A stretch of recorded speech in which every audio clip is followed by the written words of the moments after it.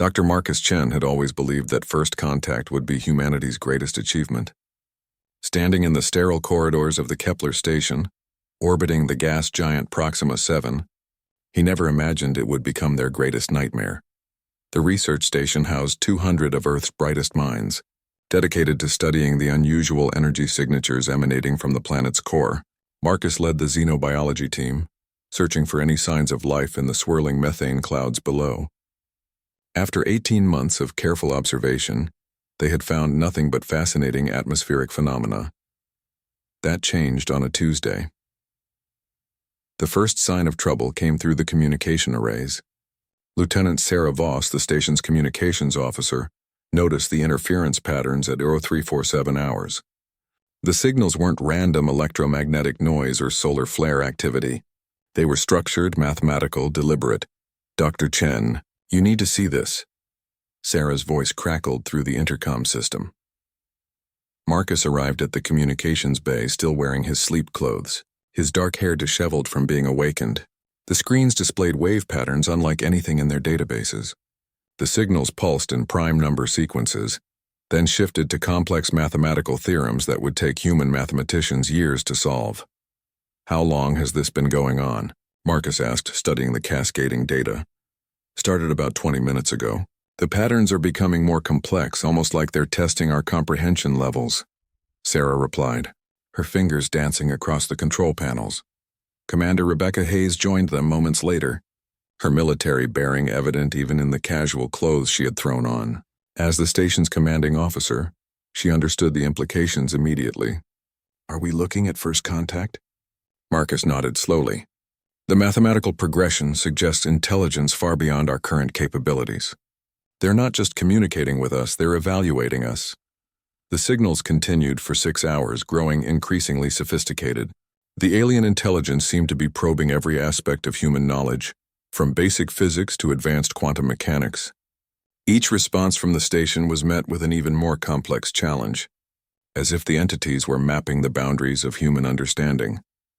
Then the ships appeared. The vessels materialized without warning, their hulls reflecting no light yet somehow visible against the starfield. They moved with impossible grace, defying every law of physics that humanity understood. 3 massive craft, each the size of a city, took positions around Kepler Station. "Ma'am, they're scanning us," reported Ensign Rodriguez from the sensor station. "Energy patterns I've never seen before. It's like they're looking right through our shields." Commander Hayes activated the station's defensive protocols, though she knew their weapons were primitive compared to technology that could appear from nowhere. "Open a channel. Let's try to establish peaceful communication." Marcus stepped forward. "This is Dr. Marcus Chen of the Kepler Research Station, representing the United Earth Government. We come in peace and seek friendly contact with your species." The response came not through their communication systems, but directly into their minds. The voice was neither male nor female, carrying harmonics that seemed to resonate in their very bones. "We are the hegemony. Your species has been evaluated. You possess potential but lack proper guidance. We will select one of your kind for further study. The chosen will serve as a representative sample of human capability." Fear crept through the station as the meaning became clear. These beings weren't interested in diplomacy or cultural exchange.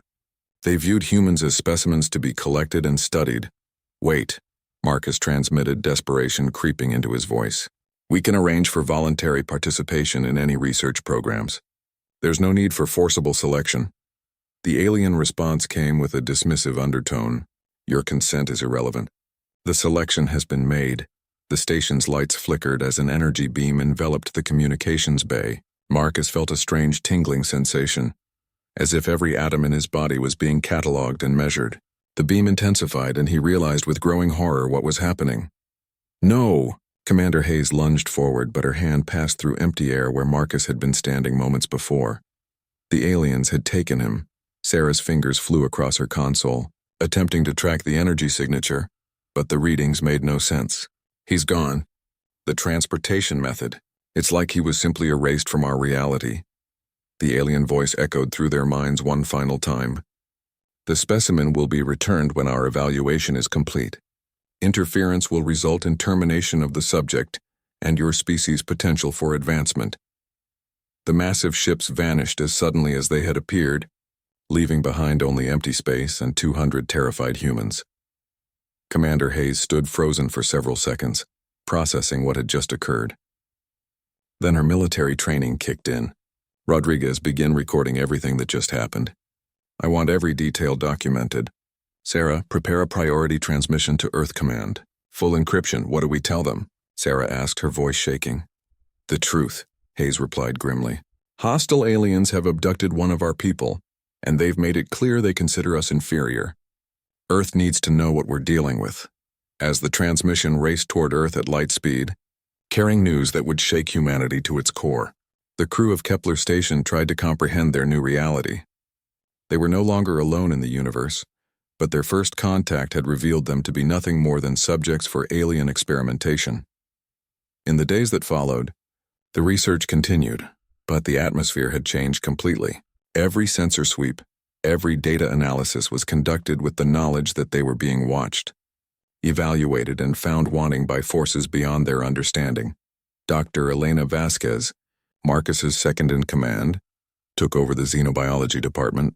She threw herself into analyzing every scrap of data from the encounter, searching for clues about their technology and intentions. If there was any hope of getting Marcus back, it lay in understanding their captors. But deep in her heart, she feared that Marcus Chen, brilliant scientist and devoted friend, was lost forever to the vast darkness between the stars. The question that haunted them all was simple and terrible.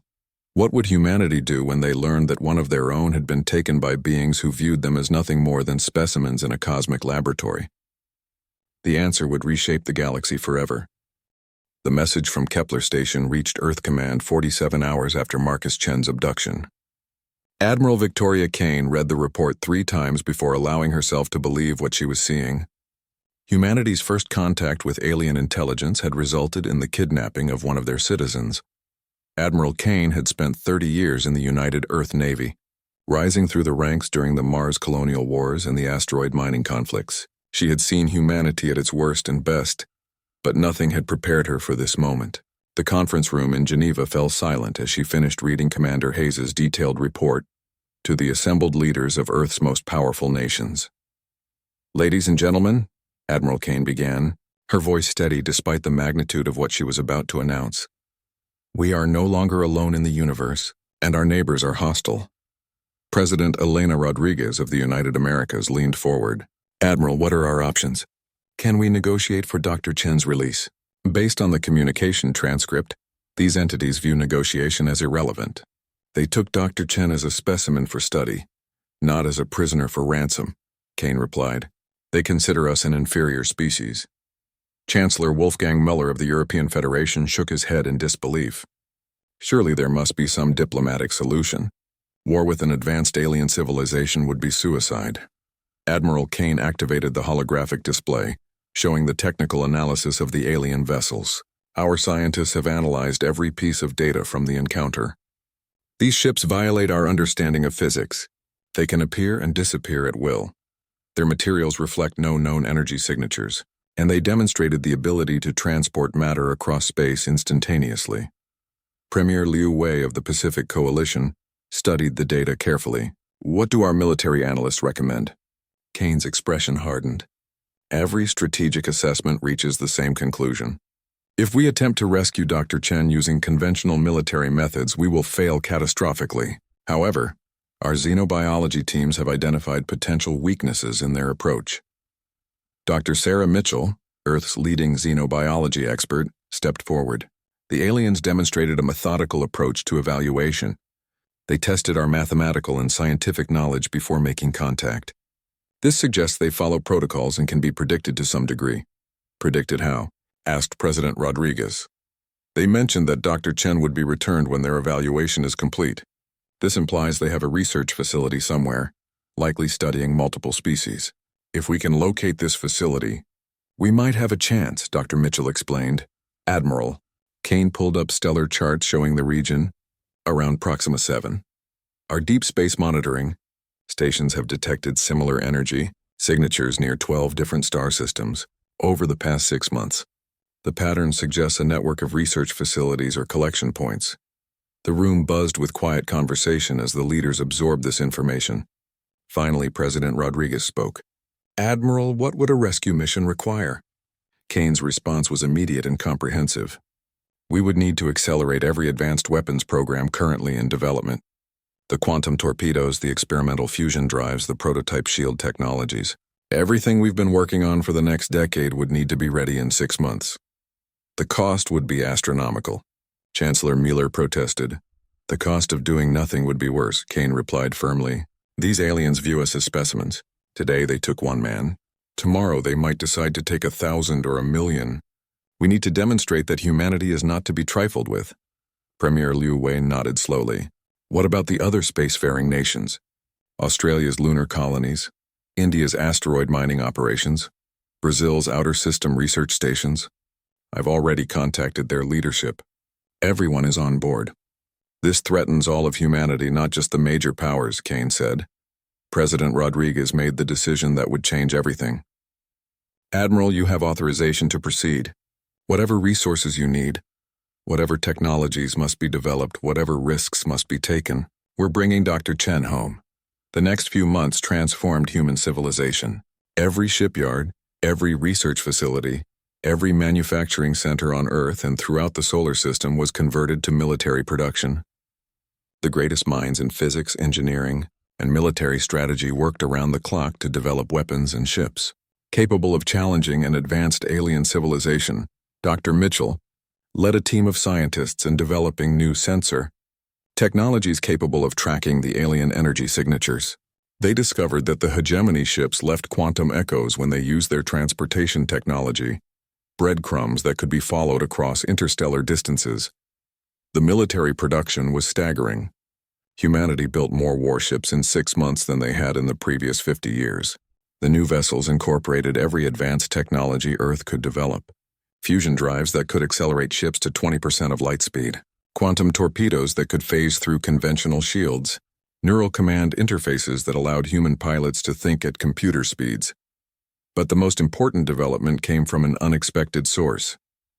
Dr. James Harrison, a civilian researcher studying quantum mechanics, made a breakthrough that would revolutionize space warfare. He discovered how to create localized gravitational fields, allowing human ships to move in ways that defied traditional physics. Admiral Kane watched the massive fleet take shape in Earth's orbital shipyards. 200 vessels, each one incorporating humanity's most advanced technology. The flagship, UES Retribution, was a kilometer-long dreadnought, bristling with weapons that had existed only in theory 6 months earlier. The crews training to operate these ships came from every branch of human military service. Former fighter pilots learned to command starships. Submarine captains adapted their skills to 3-dimensional space combat. Special Forces soldiers prepared for boarding actions in zero-gravity environments. Dr. Mitchell's sensor network finally located the Hegemony Research Facility. It orbited a dead star 47 light-years from Earth, hidden within a region of space that appeared empty to conventional sensors. The facility was massive, possibly housing specimens from dozens of different species. The plan was ambitious and desperate. The human fleet would use experimental faster-than-light drives to reach the facility before the aliens could respond. They would overwhelm the defenses with superior numbers and rescue not just Dr. Chen, but any other prisoners being held there. Admiral Kane stood on the bridge of the Retribution as the fleet prepared to depart. 200 ships, 50,000 crew members, and the hopes of an entire species rested on her shoulders. The mission briefing was simple. Bring Dr. Marcus Chen home and show the galaxy that humanity would not be victimized. All ships report ready for departure, Captain Morrison announced. Kane nodded. Signal the fleet. Today humanity goes to war for 1 man. Today we prove that no one takes our people without consequences. The stars twisted around them as the experimental drives engaged, carrying humanity's fury across the void toward an uncertain destiny among alien stars. Dr. Marcus Chen awakened in a cell that defied his understanding of physics. The walls appeared to be made of crystalline material that shifted between transparent and opaque, depending on his viewing angle. There was no visible source of light, yet everything was perfectly illuminated. The air had no scent, no temperature, existing in a state that suggested artificial perfection. He had been conscious for what felt like weeks, though the absence of any day-night cycle made time measurement impossible. The hegemony had provided him with sustenance through methods he couldn't comprehend. Nutrition simply appeared in his system when needed, without eating or drinking anything. The aliens themselves remained largely invisible to him. Occasionally, he would sense a presence observing him, feel the weight of alien intelligence studying his every move and thought. Sometimes, disembodied voices would pose questions that seemed designed to probe the depths of human psychology and capability. Specimen 774, the voice would say, using the designation they had assigned to him. Explain the concept your species calls sacrifice for others. Marcus had initially refused to cooperate, demanding his release and threatening diplomatic consequences. The aliens had responded with complete indifference. They seemed genuinely puzzled by his resistance, as if the concept of refusing to participate in research was foreign to their understanding. Gradually, Marcus realized that cooperation might be his only chance of survival and eventual escape. He began answering their questions, but with a strategy in mind. Every response was carefully crafted to demonstrate human intelligence while concealing humanity's true potential for violence and determination. The hegemony researchers appeared to be conducting a comprehensive study of human capabilities. They tested his physical strength, reaction times, problem-solving abilities, and emotional responses. Each test seemed designed to categorize humanity within some vast database of galactic species. Through subtle questioning, Marcus learned disturbing details about his captors. The hegemony was an ancient civilization that viewed itself as the shepherd of galactic development. They believed that younger species required guidance and evaluation before being allowed to advance technologically. Those deemed unsuitable were either contained on their homeworlds or eliminated entirely. Your species shows promise, one of the researchers had explained during a particularly lengthy questioning session. However, your tendency toward violence and your inability to unite under a single governing structure suggest you may require extensive modification before being permitted to expand beyond your current sphere of influence. Marcus kept his expression neutral, but internally he was horrified. The aliens were considering genetic and cultural modification of the entire human race. They viewed humanity's diversity and independence as flaws to be corrected, rather than strengths to be celebrated. During his captivity, Marcus observed other specimens in the facility. Through the crystalline walls he caught glimpses of beings from different worlds. Some appeared insectoid, others resembled crystalline structures that might have been silicon-based life forms. A few looked disturbingly similar to humans, suggesting either convergent evolution or previous hegemony intervention. One particular sight filled him with determination to escape. In a cell across the central hub, he observed what appeared to be a family of mammalian beings. The young ones huddled close to the adults, clearly distressed by their captivity. The sight reminded him that his situation was not unique. The hegemony was harvesting specimens from across the galaxy, treating sentient beings like laboratory animals. Marcus began to formulate an escape plan. The aliens' arrogance was their weakness. They believed their technology was so superior that no specimen could possibly threaten them. This assumption led to complacency in their security measures. The crystalline walls of his cell were controlled by some form of energy field. Marcus had been a physicist before specializing in xenobiology, and he recognized the basic principles at work. The field responded to certain electromagnetic frequencies, which meant it could potentially be disrupted.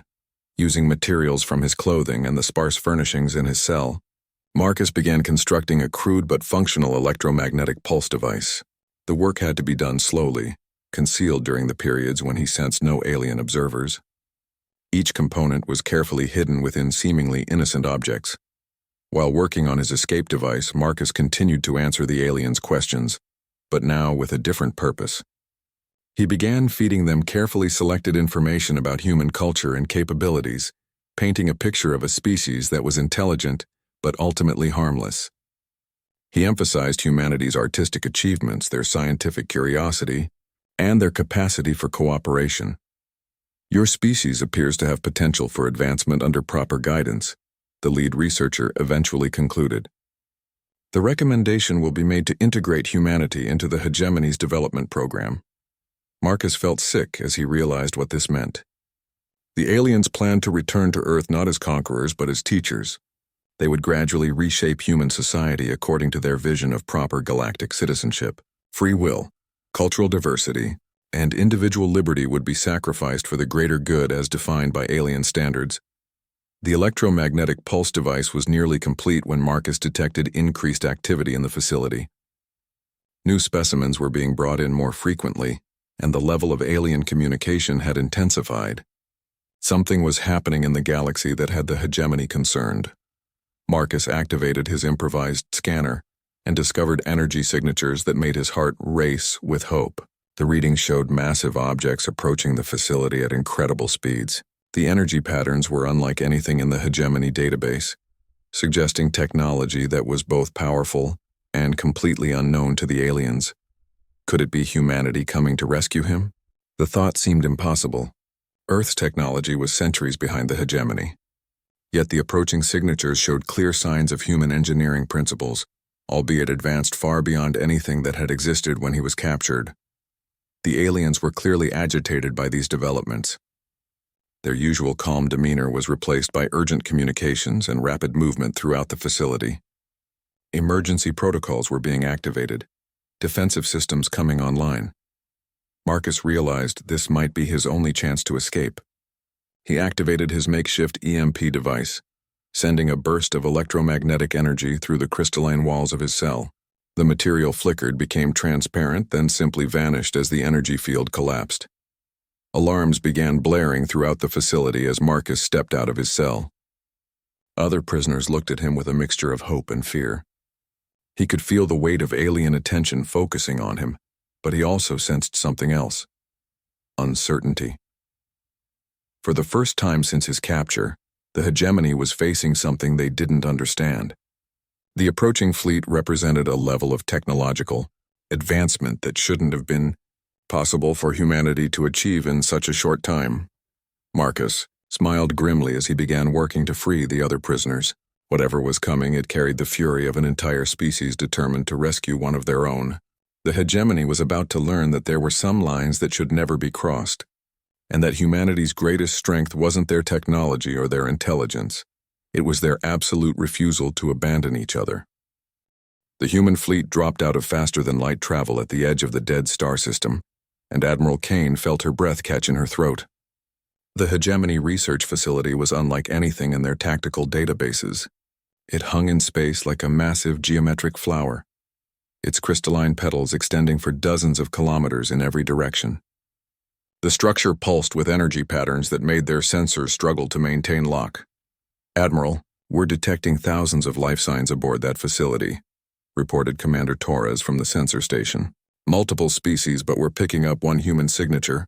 Kane nodded grimly. "Dr. Chen, all ships maintain formation but prepare for immediate combat. They took one of ours. We're taking him back." The hegemony response was swift and overwhelming. Ships began materializing around the facility, their hulls reflecting the dead star's radiation in patterns that hurt to look at directly. These vessels were larger than anything the aliens had shown at Kepler Station, clearly designed for warfare rather than research. "Incoming transmission," announced Lieutenant Zhao from communications. The alien voice filled the bridge with its harmonic undertones. "Human vessels, you will withdraw immediately. Your presence here violates galactic law. The specimen will be returned when evaluation is complete." Admiral Kane stepped forward, her voice carrying the authority of an entire species. "This is Admiral Victoria Kane of the United Earth Fleet. You have unlawfully abducted a human citizen. Return Dr. Marcus Chen immediately or face the consequences." The alien response came with what sounded like amusement. "Your species lacks the capability to threaten the hegemony. Your technological development suggests you have advanced significantly since our initial evaluation, but you remain inferior. Withdraw or be destroyed," Kane smiled coldly. "You want to see what humans are capable of? Allow me to demonstrate." The battle began with humanity's opening salvo. 200 ships fired simultaneously, their quantum torpedoes phasing through space in patterns designed to overwhelm enemy defenses. The weapons had been specifically engineered to counter the aliens' transportation technology, creating localized space-time distortions that made matter translation impossible. The hegemony ships responded with energy beams that could slice through conventional hull armor like paper. However, humanity's new gravitational field generators allowed their vessels to bend space around themselves, deflecting the alien weapons into empty space. Direct hit on the lead alien vessel, reported Commander Torres. Their shields are down, but the hull material is regenerating, Kane cursed under her breath. The intelligence reports had suggested the aliens possessed self-repairing technology, but seeing it in action was disturbing. All ships concentrate fire on single targets. Don't give them time to regenerate. The battle evolved into a deadly dance of advanced physics and military strategy. Human ships used their superior numbers and maneuverability to outflank the aliens, while the hegemony vessels relied on their overwhelming firepower and defensive capabilities. Captain Morrison, commanding the destroyer UES Vengeance, found himself facing 3 alien ships simultaneously. This is Vengeance. We're taking heavy damage, but we've identified a weakness. Their regeneration systems can't keep up with sustained bombardment. The information spread through the fleet instantly. Human ships began coordinating their attacks, focusing overwhelming firepower on individual targets before moving to the next. One by one, the alien vessels began to fall, but the hegemony had more surprises. Larger ships began emerging from hidden positions within the facility itself. These vessels were the size of small moons, bristling with weapons that could destroy entire human fleets with single shots.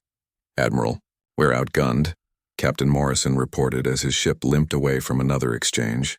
"Those dreadnoughts have firepower equivalent to our entire fleet." Kane studied the tactical display, searching for any advantage. The human fleet was taking severe casualties, but they were also learning. Each exchange provided new data about alien capabilities and weaknesses. "All ships, new strategy," Kane announced. "We're not here to win a fleet engagement. We're here for one man. Escort vessels engage the dreadnoughts. All other ships prepare for boarding operations." The plan was desperate and brilliant. While the larger human vessels engaged the alien dreadnoughts in direct combat, smaller ships loaded with Marines would assault the research facility directly. The aliens had demonstrated superior space combat capabilities, but they had shown no evidence of preparing for close-quarters fighting. Captain Sarah Chen, Marcus's sister and commander of the assault ship UES Determination, led the boarding operation. 20 ships, each carrying 100 Marines in powered armor, accelerated toward the facility at maximum speed. The hegemony defenders tried to intercept them, but the human ships used their gravitational generators to create impossible flight paths, weaving through alien fire like leaves in a hurricane. "Breaching charges ready," reported Sergeant Major Williams over the Marine Communication Network. "These crystalline walls look tough, but they're about to meet human explosives." The assault ship struck the facility simultaneously, their Marines cutting through the alien structure with plasma torches and molecular disruptors. The humans fought with a ferocity that seemed to surprise the hegemony defenders. Inside the facility, Marcus Chen was leading his own rebellion. He had freed dozens of alien prisoners, creating chaos throughout the research levels. The hegemony guards, designed to contain cooperative specimens, were unprepared for organized resistance. "This way," Marcus shouted to a group of freed prisoners, leading them toward what his improvised scanner indicated was a hangar bay. "We need to find transportation off this station." The alien guards pursuing them were tall, graceful beings encased in environmental suits that seemed to amplify their natural abilities. They moved with fluid precision, but they were clearly not soldiers. When Marcus and his group fought back with improvised weapons, the guards seemed genuinely shocked by the violence. The human Marines breached the research levels just as Marcus reached the hangar bay. Captain Chen removed her helmet as she spotted her brother across the chaotic chamber. "Marcus," she called out, her voice carrying relief and determination in equal measure. "Sarah?" Marcus stared in amazement. "How did you get here?" "The technology required for this rescue should have taken decades to develop." Sarah's expression was grim. "When aliens kidnap a human, humanity tends to advance very quickly. We've spent 6 months turning our entire civilization into a weapon." Around them, the battle continued to rage. Human Marines were establishing defensive positions throughout the facility, while freed prisoners from dozens of species added to the chaos. The hegemony's ordered research environment had become a war zone. But the real shock came when the human fleet began demonstrating capabilities that shouldn't have existed. The UES Retribution, Admiral Kane's flagship, engaged a hegemony dreadnought in single combat and emerged victorious. Human weapons were cutting through alien defenses. Human shields were deflecting supposedly unstoppable energy beams. On the alien command ship, the hegemony leadership was experiencing something they hadn't felt in millennia: uncertainty. The humans were not just fighting back, they were winning. Their technology had advanced impossibly fast, their tactics were innovative and brutal, and their determination seemed absolute. "Analysis complete," announced the lead hegemony strategist. "The human species has demonstrated exponential technological development in response to external threat. Their advancement rate exceeds all known parameters." The hegemony commander studied the tactical displays, showing human ships systematically destroying their forces. Recommendation? Immediate withdrawal and species reclassification. Humans are not candidates for guidance. They are a potential threat to galactic stability. But it was too late for withdrawal. Admiral Kane had made her intentions clear. This wasn't just a rescue mission anymore. It was a demonstration that humanity would go to war with the entire galaxy, if necessary, to protect their own. The evacuation of the hegemony research facility became a symphony of controlled chaos. Human Marines moved through the crystalline corridors with methodical efficiency, securing prisoners from dozens of different species, while maintaining defensive positions against increasingly desperate alien counterattacks. Marcus Chen found himself serving as an impromptu translator and coordinator, his weeks of captivity having given him insight into the facility's layout and the various species being held there. Some prisoners were too alien to communicate with directly, but many showed clear signs of intelligence and gratitude for their liberation. "Brother, we need to move," Captain Sarah Chen urged as another group of freed prisoners joined their growing convoy toward the hangar bays. "Intelligence reports show massive hegemony reinforcements incoming. The fleet can't hold them off indefinitely." Marcus nodded, but his attention was focused on a particular group of prisoners they had just freed. The mammalian family he had observed during his captivity huddled together, the adults protectively surrounding their young. The parallels to human family behavior were striking and heartbreaking. "We can't leave them," Marcus said firmly, "or any of the others. If we only rescue ourselves, we're no better than the hegemony." Sarah's expression softened with understanding. "The fleet is prepared for that." Admiral Kane's orders were clear: rescue all prisoners, not just humans. "We don't abandon anyone." The hangar bay they reached was a marvel of alien engineering, containing vessels from multiple civilizations that the hegemony had apparently captured, along with their research subjects. Some ships were clearly designed for species similar to humans, while others were so alien in construction that determining their purpose was impossible. Sergeant Major Williams approached with his tactical assessment. "Ma'am, we've secured transportation for approximately 3,000 beings. The alien ships are powered and ready, but we're not sure if our people can operate all of them safely." Marcus stepped forward. "I've been studying their control systems during my captivity. Many of these species use interface methods that humans can adapt to. I can help coordinate the evacuation." The next hour became a desperate race against time. Human Marines provided security while Marcus and other freed prisoners worked together to activate the various captured vessels. The cooperation between species, united by their shared experience of captivity, was remarkable to witness. Meanwhile, in space, Admiral Kane faced the most challenging battle of her career. The hegemony reinforcements had arrived in overwhelming numbers. Massive ships appeared throughout the system, their combined firepower capable of sterilizing entire worlds. "Admiral, we're detecting over 500 alien vessels," reported Commander Torres. "Their technology appears to be even more advanced than the initial defenders." Kane studied the tactical display with growing concern. The human fleet had performed admirably, but they were severely outnumbered. "Status of the rescue operation?" Captain Chen reports they're loading the final group of prisoners now. "Estimated departure in 15 minutes. 15 minutes that the fleet might not have." The hegemony ships were converging on their position with obvious intent to eliminate all witnesses to humanity's unexpected capabilities. "All ships, prepare for covering action," Kane ordered. "Whatever the cost, those evacuation vessels reach human space safely." The alien fleet commander was dealing with his own crisis of understanding. The human vessels continued to demonstrate capabilities that violated every assumption about newly emerged species. Their weapons were primitive by hegemony standards, yet somehow effective. Their tactics were innovative in ways that suggested either remarkable intuition or extensive study of advanced warfare. Most disturbing was their apparent disregard for casualties when protecting their own kind. Human ships continued fighting even when severely damaged, their crews showing a level of dedication that the hegemony found difficult to comprehend. "Status report," the alien commander demanded. "The research facility has been completely compromised. All specimens are being evacuated by human forces. Our casualties are approaching 20% of the fleet." The commander's harmonics shifted to express something approaching anger. "A species barely capable of interstellar travel is inflicting casualties on hegemony forces. This is unacceptable. Sir, analysis suggests that human technological development has accelerated exponentially in response to the initial contact. They appear to have compressed decades of advancement into months." This information forced the hegemony commander to reconsider the entire situation. The humans weren't just fighting back. They were evolving in real time, adapting to challenges at a rate that suggested either remarkable natural ability or external assistance.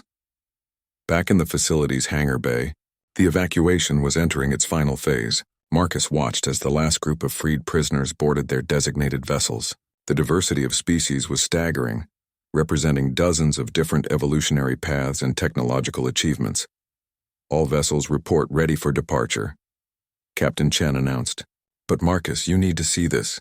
She led him to a monitoring station that displayed the battle raging outside. The human fleet was taking severe casualties while holding their defensive positions around the facility. Ships that had taken months to build were being destroyed to protect the evacuation convoy. "They're sacrificing themselves for strangers," Marcus said quietly, watching the UES Defiance ram an alien dreadnought to prevent it from reaching the evacuation ships. "They're sacrificing themselves for the principle," Sarah corrected. "The idea that no sentient being should be imprisoned for the crime of existing." The evacuation convoy launched under the protective cover of the human fleet's desperate defense. Nearly 50 ships carrying 3,000 liberated prisoners accelerated toward human space, their diverse engines creating a light show against the stars. Admiral Kane watched them go with grim satisfaction.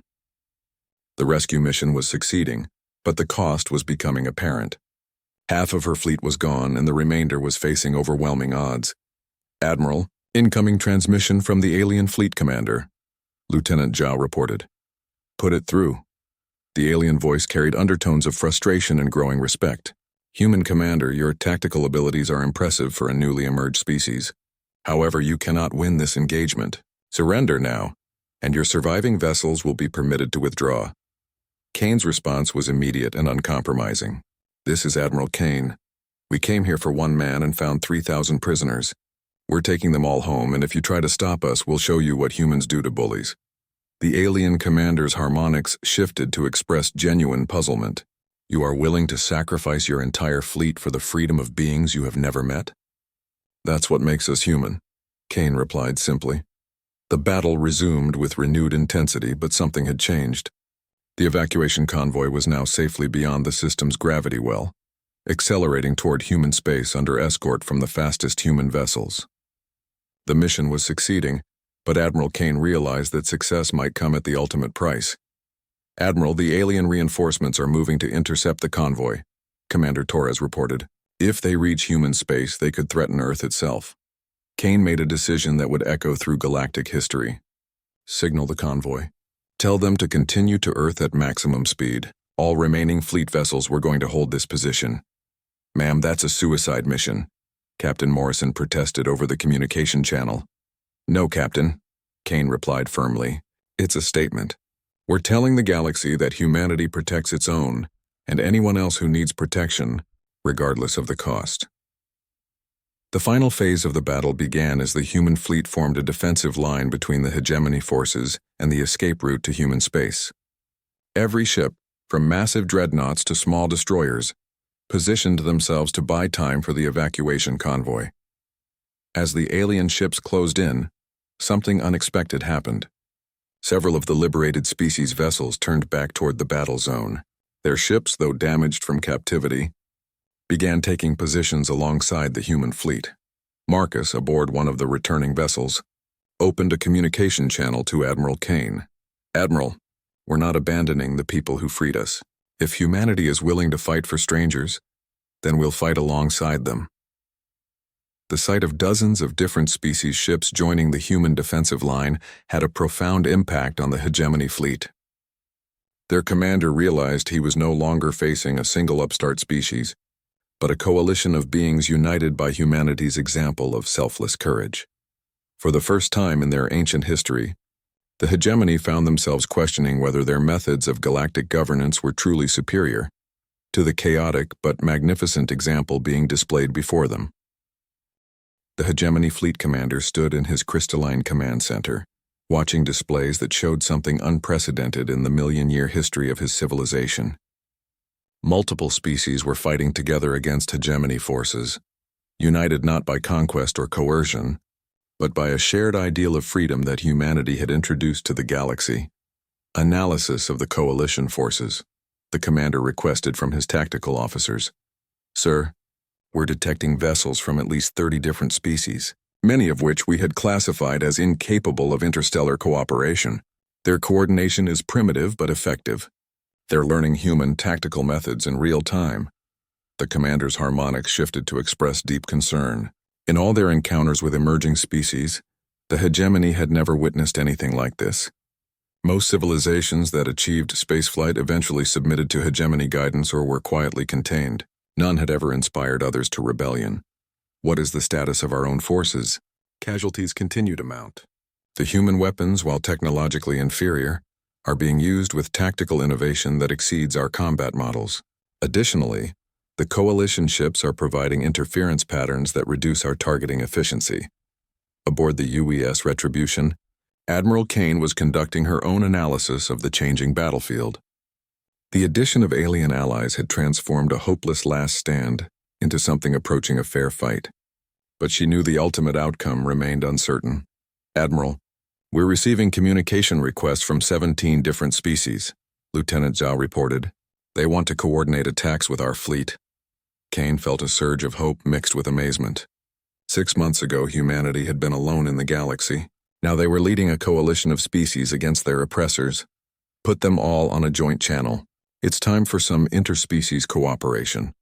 The communication that followed was unlike anything in galactic history. Beings who had never met before their shared captivity were now working together to develop combat strategies.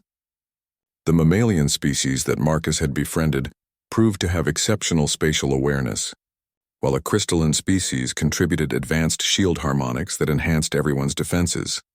Dr. Marcus Chen, now aboard the Coalition flagship alongside his sister, found himself serving as a coordinator between species. His time in captivity had given him unique insights into how different alien cultures approached problems and communicated. The hegemony ships rely on predictable movement patterns, he explained to the assembled coalition commanders via the translation matrix they had hastily constructed. If we can force them into three-dimensional thinking instead of their preferred geometric approaches, we can exploit their tactical limitations. The battle that followed demonstrated the power of diversity over uniformity. Where the hegemony relied on standardized tactics and overwhelming technological superiority, the coalition employed chaotic creativity and adaptive strategies that kept the alien forces constantly off balance. Captain Morrison, commanding one of the surviving human destroyers, found himself working alongside an insectoid species whose ships moved in swarm patterns that perfectly complemented human hit-and-run tactics. Admiral, the enemy is having trouble adapting to our new formation patterns. I think we're actually gaining the advantage. But the hegemony had one final card to play. Deep within their home territory, ancient automated systems began activating. For millennia, the hegemony had maintained a network of autonomous war machines designed to deal with threats to galactic stability. Sir, the Supreme Council has authorized deployment of the cleansing fleet, reported the tactical officer to the alien commander. Estimated arrival, 4 hours. The hegemony commander felt a mixture of relief and regret. The cleansing fleet represented the ultimate expression of his civilization's power, capable of sterilizing entire star systems. However, its deployment also meant acknowledging that the hegemony had failed to handle the human crisis through conventional means. Admiral. Kane's sensors detected the new arrivals long before they reached the battlefield. The energy signatures were unlike anything they had encountered, suggesting weapons and defenses that operated on principles beyond current understanding. "Admiral, we're detecting massive objects approaching from galactic core direction," Commander Torres reported, his voice carrying a note of concern. "Energy readings are off the scale. Whatever's coming, it's designed for planetary destruction." Kane felt the weight of command settling on her shoulders. The rescue mission had evolved into something much larger, but she couldn't abandon the coalition that had formed around humanity's example. Too many species were looking to humans for leadership in their first taste of freedom. "Signal all coalition forces," Kane ordered. "We have incoming reinforcements for the enemy. Time to show them what a united galaxy can accomplish." The message that went out across the coalition fleet carried more than tactical information. It was a declaration that freedom was worth fighting for regardless of the odds. Species that had been prisoners just hours before were now choosing to face annihilation rather than return to captivity. Marcus, monitoring communications between the various species, noticed something remarkable happening. The different civilizations were beginning to share technology and tactical knowledge freely. In the crucible of battle, barriers between species were dissolving faster than centuries of diplomacy could have achieved. "Sarah, look at this," he said, showing his sister the coordination patterns emerging across the coalition fleet. "They're not just fighting together anymore. They're evolving together, becoming something greater than the sum of their parts." Captain Chen studied the display with growing amazement. "It's like watching the birth of a galactic civilization based on cooperation instead of domination." The arrival of the hegemony cleansing fleet changed everything. Ships the size of small moons entered the system, their weapons capable of cracking planets. Against such overwhelming force, the coalition seemed hopelessly outmatched. But humanity had learned something important during their rapid technological development. Sometimes the most powerful weapons are ideas, not machines. Admiral Kane opened a channel to every ship in the system, both coalition and hegemony. "This is Admiral Victoria Kane of the United Earth Fleet.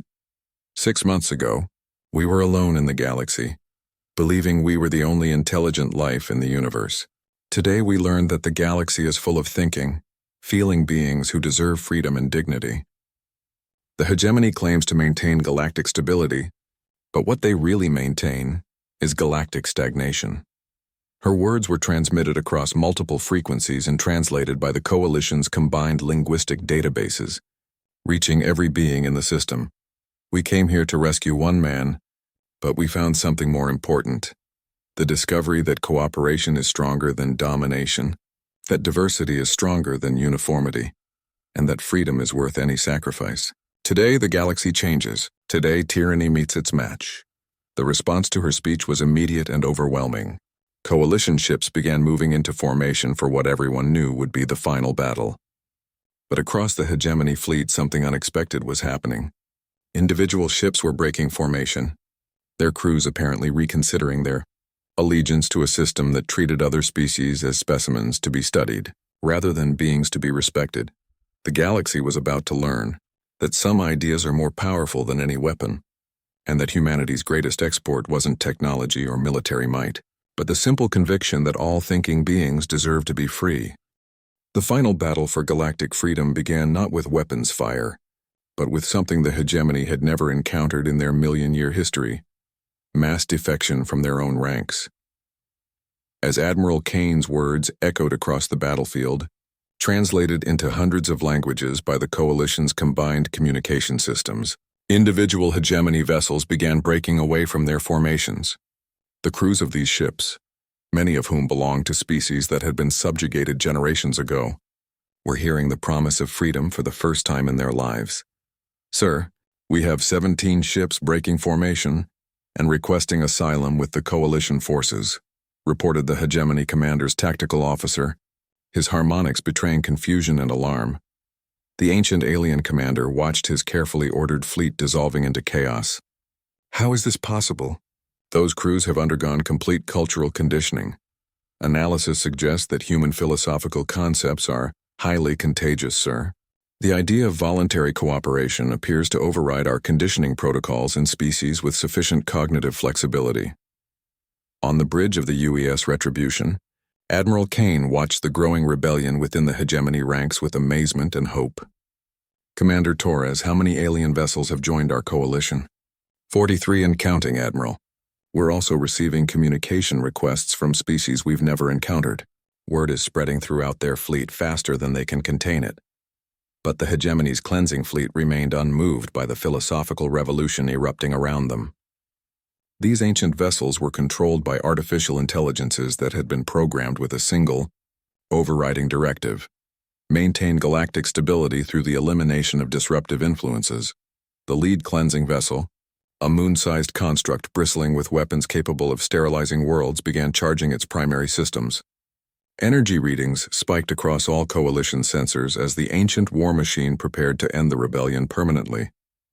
Dr. Marcus Chen, studying the sensor data from his position aboard the coalition flagship, made a discovery that changed everything. Sarah, look at this. The cleansing fleet isn't being controlled by the hegemony command structure. These are automated systems, probably programmed millions of years ago.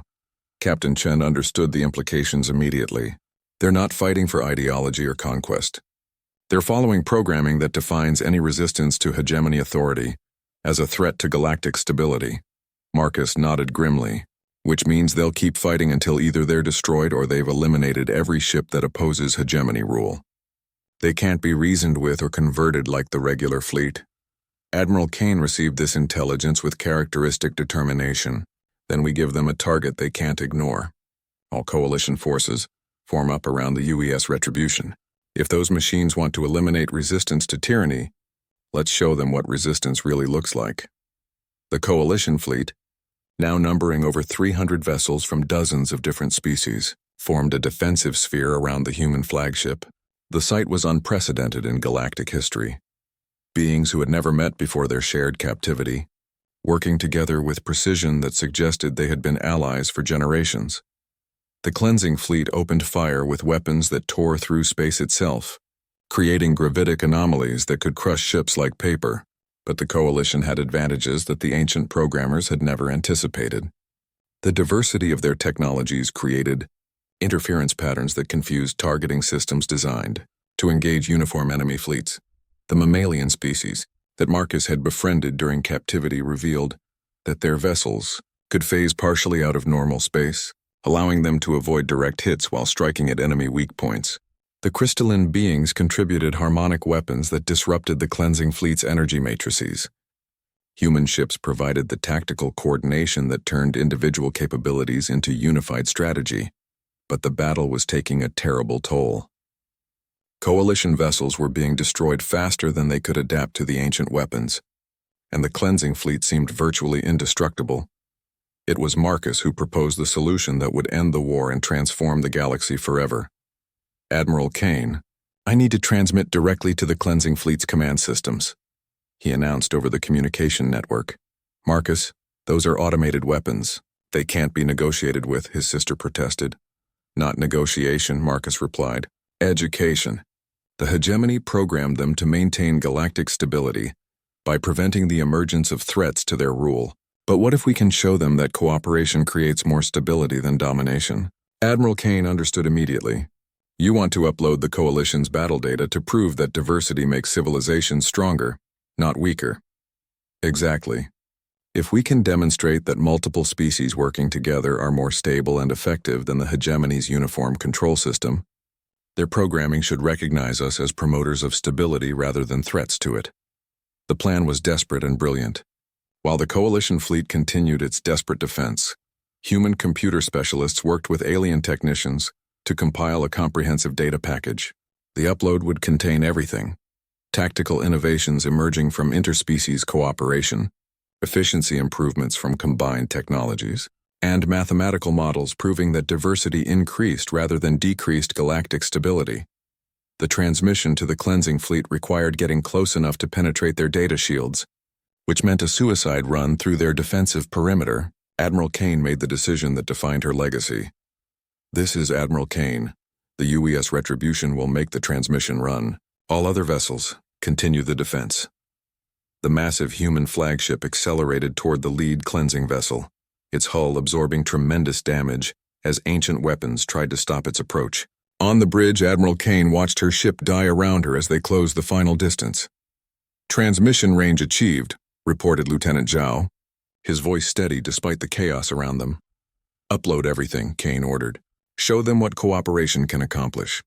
The data burst that reached the cleansing fleet's command systems contained the compressed experience of humanity's 6-month transformation from a single world species to the leader of a galactic coalition.